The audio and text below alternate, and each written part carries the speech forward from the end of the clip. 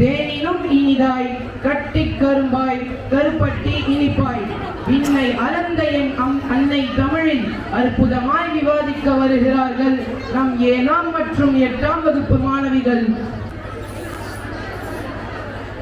அஸ்ஸலாமு அலைக்கும் வரஹ்மத்துல்லாஹி வபரகாத்துஹு.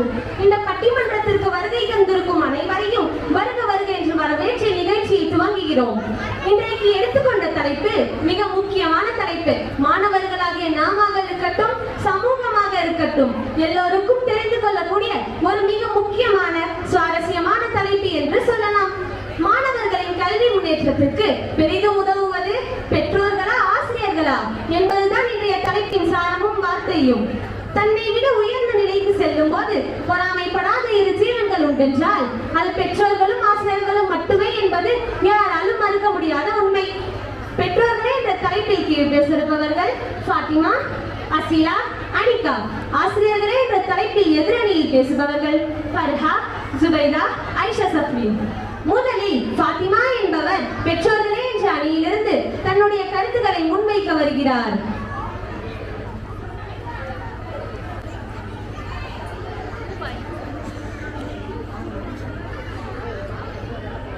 அஸ்ஸலாமு அலைக்கும் வரஹ்மத்துல்லாஹி வபரகாத்துஹு.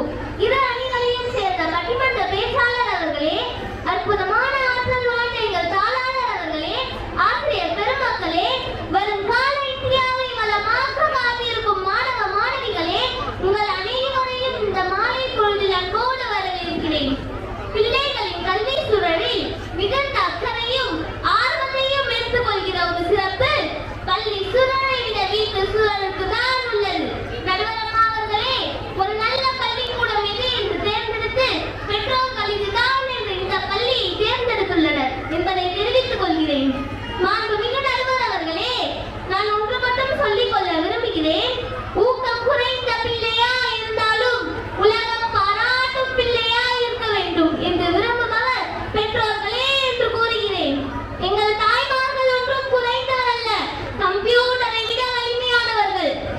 கெட்டல் என்ற வார்த்தையை தவறாக எழுதும் போது இது தவறு, அதை பார்த்து சரியாக எழுது என்று கூறிய ஆசிரியரை பார்த்து அப்படி நான் எழுத மாட்டேன், அது என் தாய்க்கு பிடிக்காது என்று கூறியவர் தான் நல் காப்பியடிகள். ஈன்று புறந்தவர்கள் என் தலைக்கடனே, சான்றோர் நாக்குதல் தந்தைக்கு கடனே என்ற புறநானூறு வரிகள் கேட்க பெற்றோர்களே மாணவர்களின் முன்னேற்றத்திற்கு பெரிதும் உதவுபவர் என்பதை ஏற்றுக்கொண்டு நல்ல தீர்ப்பை வழங்குமாறு கேட்டுக்கொள்கிறேன். வாய்ப்பளித்தமைக்கு நன்றி கூறி விடைபெறுகிறேன். அஸ்ஸலாமு அலைக்கும் வரஹ்மத்துல்லாஹி வபரகாத்துஹு. அருமையாக சொன்னார்கள். இந்த அணியைச் சேர்ந்தவர்கள் காந்தியடிகளை உதாரணமாக காட்டி சொல்லிவிட்டார்கள். பார்ப்போம், அடுத்து வரக்கூடிய எதிரணியினரின் வாதங்களை பார்க்கலாம். அடுத்ததாக ஆசிரியர்கள் ஒன்றும் குறைந்தவரல்ல என்று கூற பணிவோடு வருகிறார் ஃபர்ஹா.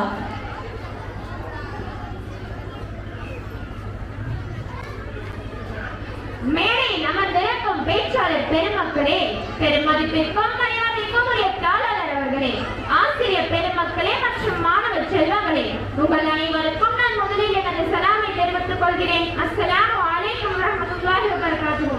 நடுவர் அவர்களே, ஊக்கம் குறைந்த பிள்ளையா இருந்தாலும் உலகம் பாராட்டும் பிள்ளையாய் இருக்க வேண்டும் என்று விரும்புபவர் பெற்றோர்களே என்ற அணியை சேர்ந்த பேச்சாளர் கூறினார்.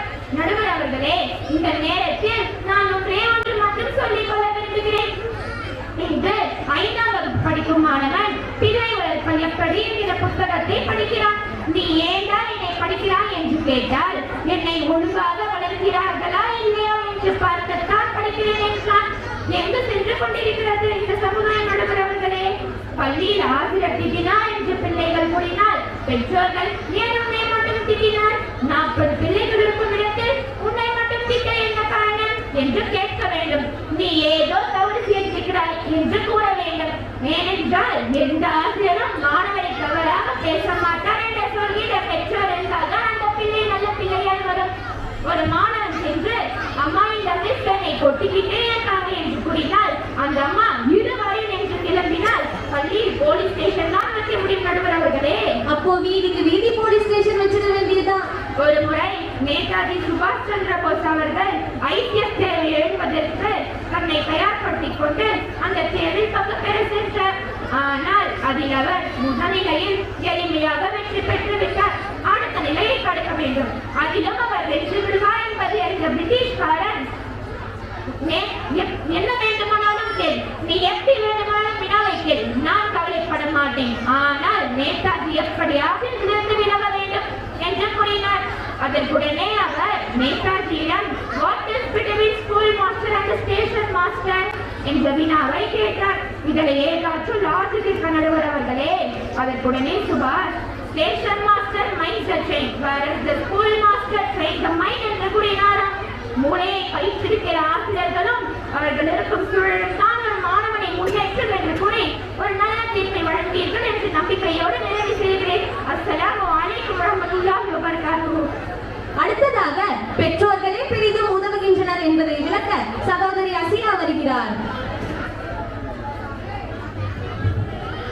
மதிப்பிற்குரிய நடுவர் அவர்களே, பெரும் மதிப்பிற்கும் மரியாதைக்கும் உரிய தாளாளர் அவர்களே, எனது கல்வி கண்ணை திறந்து வைக்க உதவும் ஆசிரியர் பெருமக்களே, இங்கு வீட்டிற்கும் பெற்றோர்களே, மாணவ மாணவிகளே, உங்கள் அனைவருக்கும் எனது சலாமை தெரிவித்துக் கொண்டு என் உரையை துவங்குகிறேன். அஸ்ஸலாமு அலைக்கும் வரஹ்மத்துல்லாஹி வபரகாத்துஹு.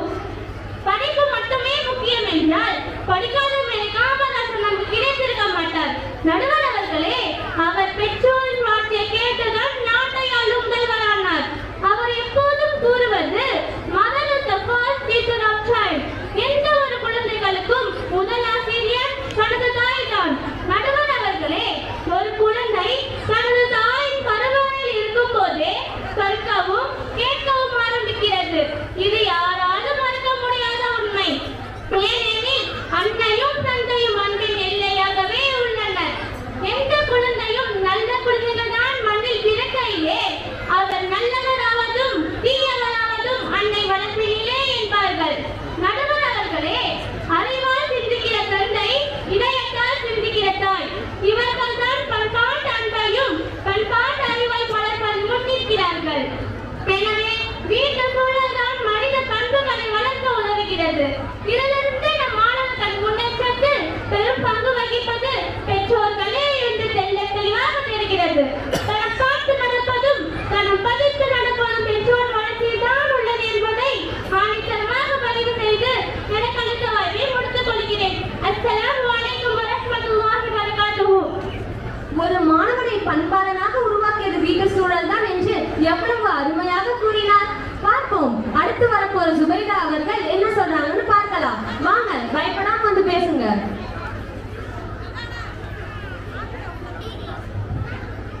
பட்டிமன்ற நடுவர் அவர்களே, இரு அணிகளையும் சார்ந்த அறிஞர் பெருமக்களே, தாளாளர் அவர்களே, சிறப்பு விருந்தினர்களே, திரளாக வருகை தந்திருக்கும் பெரியோர்களே, பெற்றோர்களே மற்றும் மாணவ செல்வங்களே, உங்கள் அனைவருக்கும் எனது சலாமை கூறிக்கொள்கிறேன். அஸ்ஸலாமு அலைக்கும் வரஹ்மத்துல்லாஹி வபரகாத்துஹு. நடுவர் அவர்களே, எதிரணியிலிருந்து வந்து பேசிய சகோதரி அசீலா அவர்களுக்கு நான் ஒன்றை மட்டும் நினைவு கூற விரும்புகிறேன். காமராசரை பற்றி கூறினார்கள்.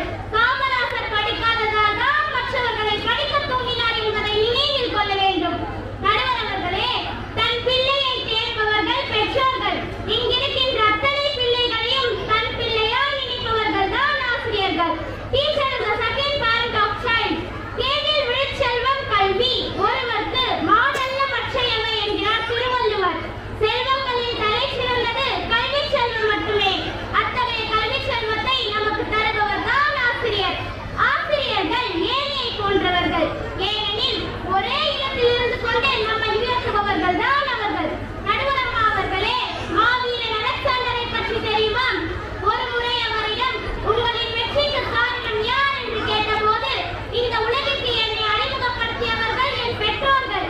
இந்த உலகையே தன் வசப்படுத்த உதவியவர் தான் என் ஆசிரியர் அரிஸ்டாட்டில் என்றார். தனது வெற்றிக்கான ரகசியமே தன் ஆசிரியர் தான் என்பதை கூறினார். ஏனெனில் தனது பதிக்கு வழிகாட்டுபவர் ஆசிரியர்களே என்பதை ஆணித்தரமாக பதிவு செய்கிறேன். நடுவர் அவர்களே, வீடு பேச சொல்லிக் கொடுக்கும். அந்த பேச்சின் மகிமையை பள்ளிக்கூடம் தான் சொல்லிக் கொடுக்கும் என்பதை கூறிக்கொள்கிறேன். நடுவர் அவர்கள் ஒரு நல்ல தீர்ப்பை வழங்குவார் என்ற நம்பிக்கையோடு செல்கிறேன். அஸ்ஸலாமு அலைக்கும் வரஹ்மத்துல்லாஹி வபரகாத்துஹு. அருமையாக பேசினார் சகோதரி ஜுபைதா அவர்கள். ஒரு ஆசிரியர் என்பவர் இரண்டாவது பெற்றோர் என்பதை எவ்வளவு பெருமிதத்தோடு கூறினார். அடுத்ததாக பெற்றோர்களே பெரிதும் உதவுகின்றனர் என்பதை விளக்க சகோதரி அனிகா வருகிறார்.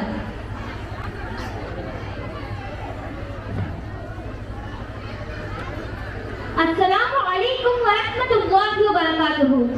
அன்பும் அறிவும் வாய்ந்த நடுவர் அவர்களே, மேடையில் இருக்கின்ற பேச்சாளர்களே, பள்ளியில் இருக்கின்ற ஆசிரியர்களே, ஆசிரியர்கள் அல்லாத பணியாளர்களே, மாணவ மாணவிகளே, இங்கே திரளாக கூடியிருக்கும் பெரியோர்களே, உங்கள் அனைவரையும் இந்த அழகான மாலை பொழுதில் வரவேற்று என்னுடைய உரையை ஆரம்பம் செய்கிறேன். நடுவர் அவர்களே, நம்ம குழந்தைகள் உச்சிக்கு செல்ல வேண்டும் என்பதில் அதற்கு காரணமா அக்கறையா எதிர்பார்ப்போடு பிள்ளைகளுக்கு உழைப்பது எப்போதும் பெற்றோர்கள் மட்டுமே. பிள்ளைகள் பள்ளிக்கூடத்திற்கு வரும்போது புத்தக பையை கொண்டு வருவார்கள். அது சற்று கனமாக இருக்கும். அது வெறும் கனம் மட்டுமல்ல, பெற்றோர்களின் கனவும் இருக்கிறது நடுவர் அவர்களே. அடுத்ததாக ஹோம்வொர்க்குக்கும் ப்ராஜெக்ட்க்கும் ஒரு டிஃபரன்ஸ் இருக்கு நடுவர் அவர்களே. அப்படியா? ஹோம்வொர்க்கும் ப்ராஜெக்ட்க்கும் வேற வேற ஸ்பெல்லிங் இருக்கு, அதானே சொல்ல வரீங்க? இல்லை இல்லை, ஹோம்வொர்க்னா என்ன? அப்பாவோ அம்மாவோ உதவி செய்தால் அது ஹோம்வொர்க். குடும்பமே சேர்ந்து நைட்டு ஃபுல்லா செய்தால் அது ப்ராஜெக்ட். பள்ளிக்கூடத்தில் இன்று வீடு கட்டி வர சொல்லி ப்ராஜெக்ட் கொடுக்கறாங்க. ஆனா நான் இருப்பதே வாடகை வீடு. நான் எங்கே சென்று வீடு கட்டுவது நடுவர் அவர்களே? நீங்க பொருள் வாங்கின கடைக்காரரே 3 மாடி வீடு கட்டியிருப்பாரே. ஆமா ஆமா, குழந்தைகள் என்ன படிக்கிறார்கள், எப்படி படிக்கிறார்கள் என்பது பெற்றோர்களுக்கு புரியாமல் இருக்கலாம். பிள்ளைகள் படிக்கின்ற பாடங்கள் கூட புரியாமல் இருக்கும். ஆனால் ஒரு பதற்றத்தோடு தான் இருக்கிறார்கள். சரித்திரம் சொல்லி தருபவர்கள் ஆசிரியர்கள், சரித்திரத்தை படைத்து சொல்லி தருபவர்கள் தான் பெற்றோர்கள். பெற்றோர்களுக்கு சுமையும் பிள்ளைகளை ஆளாக்க வேண்டும் என்ற அக்கறையும் இருப்பதால் பெற்றோர்களே பெரிதும் உதவுபவர் என்று கூறி நடுவர் அவர்கள் பெற்றோர்களுக்கு சாதகமாக ஒரு நல்ல தீர்ப்பை வழங்குவார் என்ற ஒரு நம்பிக்கையோடு செல்கிறேன். அஸ்ஸலாமு அலைக்கும் வரஹ்மத்துல்லாஹி வபரகாத்துஹு. இறுதியாக ஆசிரியர்களின் பங்கு பற்றி கூற வருகிறார் ஐஷா சஃப்ரீன்.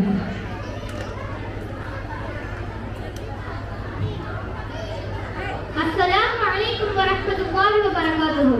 நடுவர் அவர்களே, எதிரணி பேச்சாளர் அன்னையும் தந்தையும் அன்பின் எல்லை என்றார். அன்பின் எல்லை பெற்றோர் என்றால் அறிவின் எல்லை ஆசிரியராக கருத முடியும் அல்லவா? ஏனென்றால் எல்லா கற்களும் சிற்பமாகாது. எந்த கல் சிற்பமாகும், எந்த கல் தூணாகும், எந்த கல் படிக்கட்டுகளாக மாறும் என பிரித்தறியும் வல்லமை ஆசிரியர்களுக்கு மட்டுமே உண்டு. ஒரு மாணவன் ஒரு நாள் வரவில்லை என்றால் விட்டு விடுவார்கள். 2 நாட்கள் வரவில்லை என்றால் தீவராக இருக்கலாம் என எண்ணுவார்கள். ஆனால் ஒரு வாரம் வரவில்லை என்றால் உள்ளம் பகை பகைக்கும். என்னாச்சு என்று போன் செய்து விசாரிப்பார்கள். இந்த நேரத்தில் நான் ஒன்று மட்டும் நினைவுபடுத்த விரும்புகிறேன். நடுவர் அவர்களே, சுகந்தி என்கிற ஆசிரியரை எத்தனை பேருக்கு நினைவில் இருக்கும்? ஒரு பிள்ளை தண்ணீரில் விழுந்தால் தாய் சென்று காப்பாற்றுவார். அதுதான் இயல்பு. தமிழ்நாட்டிலே நடந்த பேருந்து விபத்தில் பிள்ளைகளோடு சென்ற பேருந்து ஓடையில் சரிந்து விட்டது. சுகந்தி டீச்சர் என்கிற ஒற்றை பெண்மணி 12 பிள்ளைகளை காப்பாற்றிவிட்டு தன் உயிரை கொடுத்தார். மறந்து விட்டீர்களா? ஒரு தாய் பிள்ளைக்கு கொடுப்பது பாசம். அந்த பிள்ளைய சூழல் பிள்ளைகள் படிப்பதற்கான சூழல் அல்ல என்று வருத்தத்துடன் கூறுகிறேன். பள்ளிதான் கொடுத்து கொண்டிருக்கிறது என்பதை ஆணித்தரமாக பதிவு செய்கிறேன். ஒரு நல்ல தீர்ப்பை வழங்க வேண்டும் என்று நடுவர் அவர்களை அன்போடு கேட்டுக்கொள்கிறேன். அஸ்ஸலாமு அலைக்கும் வரஹ்மத்துல்லாஹி வபரகாத்துஹு. என்னடா இது? வீட்டில் நாம் பாதையாக தான் இருக்கோம், ஸ்கூலுக்கு வந்த பிறகுதான் சிற்பமாக மாறியுள்ளோம் என்றெல்லாம் கூறி அடிச்ச தூள் பறக்க விட்டாங்கப்பா. 6 பேரும் நல்லா பேசியிருக்காங்க. இங்க இருக்கு, நீங்களும் நல்லா கேட்டிருக்கீங்க. சரி, ஒரு வழியா இந்நிகழ்ச்சியின் இறுதி கட்டத்துக்கு வந்தாச்சு. தீர்ப்பு சொல்ல வேண்டிய நேரம் வந்துருச்சு. இந்த தலைப்பு மிகவும் இக்கட்டான தலைப்பு தான். பெற்றோர்களுக்கு ஆதரவாக பேசினால் ஆசிரியர்கள் முறைப்பார்கள், ஆசிரியர்களுக்கு ஆதரவாக பேசினால் பெற்றோர்கள் முறைப்பார்கள். ஆனால் இந்த பள்ளியில் யாரும் முறைக்க மாட்டார்கள் என்ற நம்பிக்கை எனக்கு உள்ளது. இரு அணியினரும் இரு தலைப்புகளை மையப்படுத்தி அருமையாக தங்களுடைய வாதங்களை முன்வைத்தனர். சுகம் நிறைந்த வீட்டு சூழல், அறிவு நிறைந்த பள்ளி சூழல், இவை இரண்டுமே இரு நிலையிலும் உள்ளது. 2 கைகளும் சேர்ந்தால் தான் ஓசை எழுப்ப முடியும். ஆகையால் ஆசிரியர்கள் பெற்றோர்கள் என்ற 2 கைகளும் சேர்ந்தால் மட்டுமே மாணவர்களை முன்னேற்ற பாதையில் கொண்டு செல்ல முடியும் என்ற ஒரு நல்ல தீர்ப்பை கூறி இந்நிகழ்ச்சியினை நிறைவு செய்கிறேன். அஸ்ஸலாமு அலைக்கும் வரஹ்மத்துல்லாஹி வபரகாத்துஹு. ஜஸாக்கல்லாஹு கைரன் கஸீரா. இன்ஷா அல்லாஹ் அனல் பறக்கும் பேச்சால் அரங்கமே அதிர்ந்தது. மக்கள் மத்தியில் பிறந்து மனித வெள்ளத்தில் உயர்ந்து அனைவர் உள்ளத்திலும் அன்பாய் நிறைந்து விரிந்து பரந்த உலகில் தம் சொல்லாலும் செயலாலும் நேர்மையாய் வாழ்ந்த உத்தம தலைவராய் விளங்கிய எம் பெருமானார் நபி ஸல்லல்லாஹு அலைஹி வஸல்லம் அவர்களை பற்றி அற்புதமாய் பேச வருகிறார் எம் பள்ளி 7ஆம் வகுப்பு மாணவன் ஏ முஹம்மது ரஃபான்.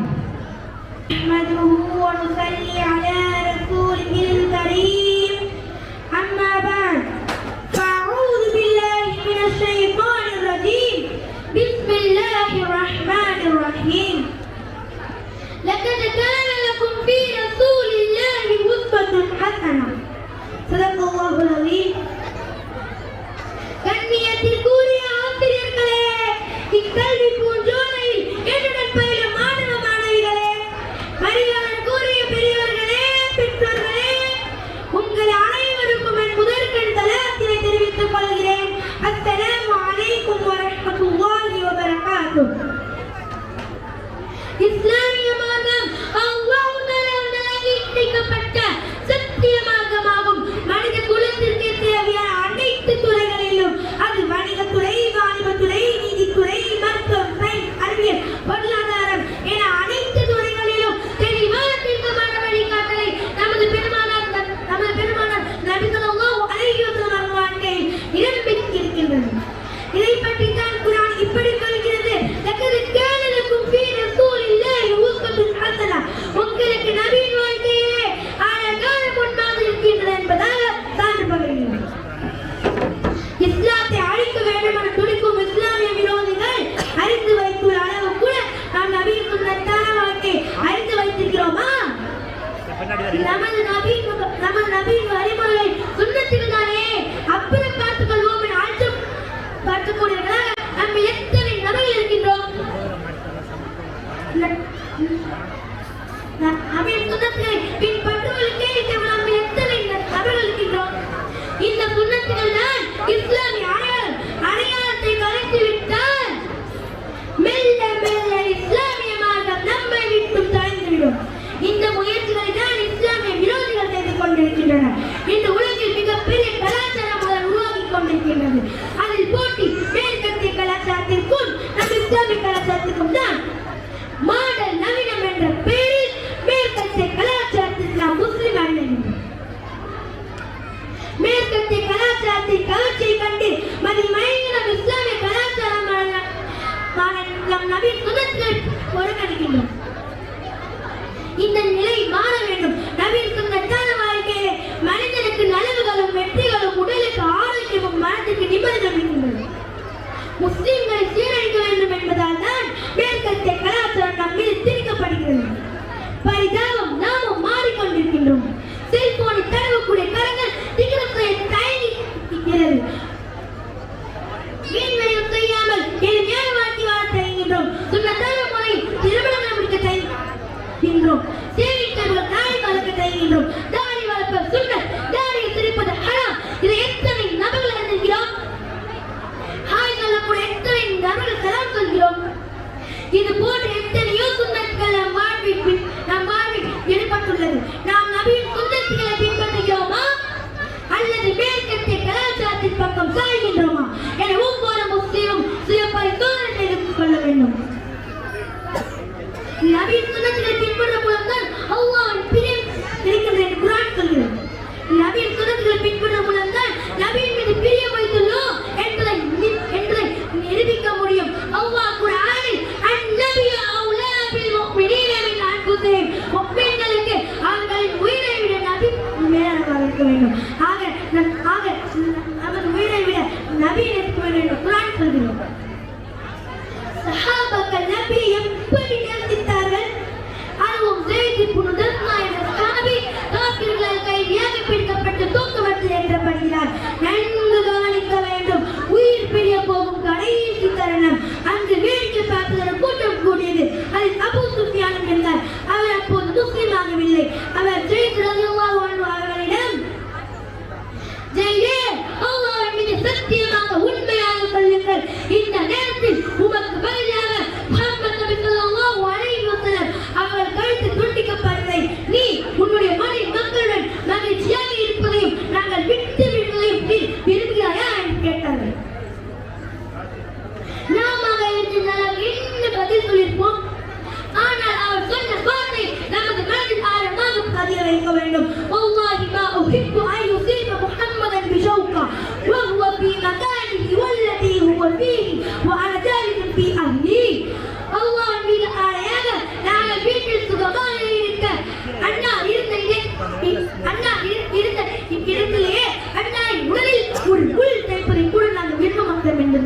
பதிலளித்தார்கள்.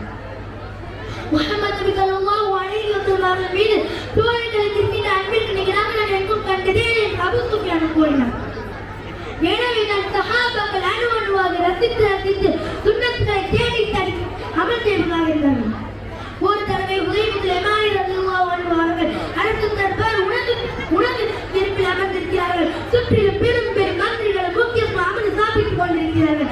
அப்போது ஹுதைபில் யமானி ரலியல்லாஹு அன்ஹு அவர்கள் கையில் இருந்த உணவை கொண்டு கீழே விழுந்தது. உடனே ஹுதைபில் யமானி ரலியல்லாஹு அன்ஹு அவர்கள் ஏற்க சுத்தம் செய்யப்பட்டார்கள். அருகில் இருந்தவர்கள் இது அரசு தர்பார் முக்கியமாக அமர்ந்திருக்கிறார்கள், இப்படி எல்லாம் செய்யக்கூடாது என்றார். உடனே ஹுதைபில் யமானி ரலியல்லாஹு அன்ஹு அவர்களிடம் இந்த மனிதர்களுக்காக எனது ஹபீப் ஸல்லல்லாஹு அலைஹி வஸல்லம் சொன்னதில் அந்த ஈமானியோடு சொன்னால் சஹாபாக்களை வானில் மின்னும் நட்சத்திரங்களாக இந்த ஈமானியோடு சொன்னால் எட்டாத உச்சிகள் எல்லாம் மிக குறுகிய காலத்தில் சஹாபாக்களை வெற்றி வாழ்ந்து வைத்தது.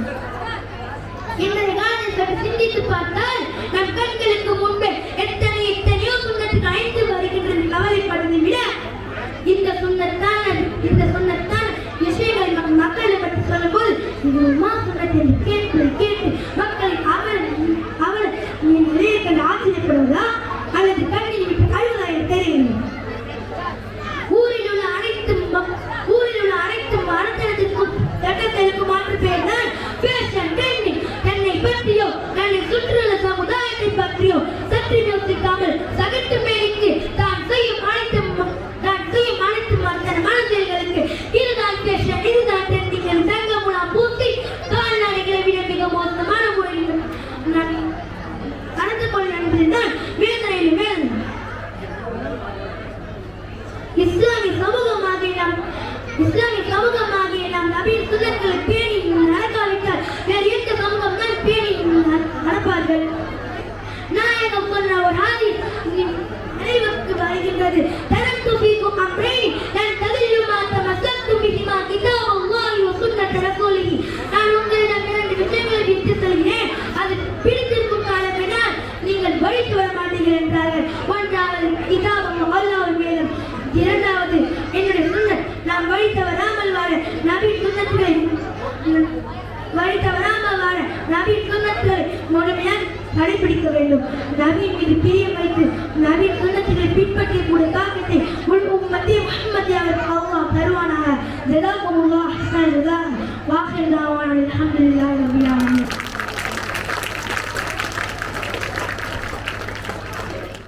மாஷா அல்லாஹ். நம் நபி ஸல்லல்லாஹு அலைஹி வஸல்லம் அவர்களின் அருமையை பற்றி பேசி நம்மை மெய்சிலிர்க்க வைத்து விட்டார்.